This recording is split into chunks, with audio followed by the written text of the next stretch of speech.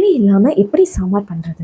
என்னடி யோசிச்சுட்டு இருக்க? கெசியா, சாம்பாருக்கு தேவையான காய் பருப்பு எல்லாம் ரெடியா இருக்குடி. ஆனா புளி இல்லடி. புளி இல்லாம சாம்பார் பண்ண முடியுமாடி? பண்ணலாமேடி.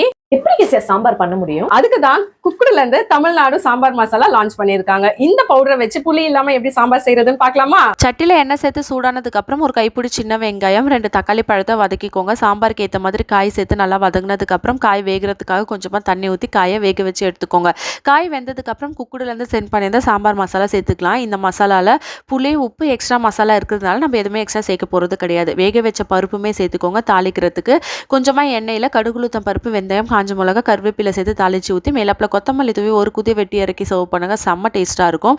இந்த பேக்கெட் எங்கே கிடைக்கும்னு பார்த்தீங்கன்னா குக்குடு வெப்சைட்டில், ஸ்விக்கி, இன்ஸ்டாமார்ட்டில், அது மட்டும் இல்லாமல் மேஜர் சூப்பர் மார்க்கெட்ஸுமே அவைலபிள் இருக்குது. 70 ருபீஸ் பேக்கெட்டில் வந்து 2 பேக்கெட் இருக்கும். குக்குடு டாலோட வேணும்னு நினச்சிங்கன்னா 99 ருபீஸ் பேக்கெட் வாங்கி என்ஜாய் பண்ணுங்கள். தேங்க்யூ.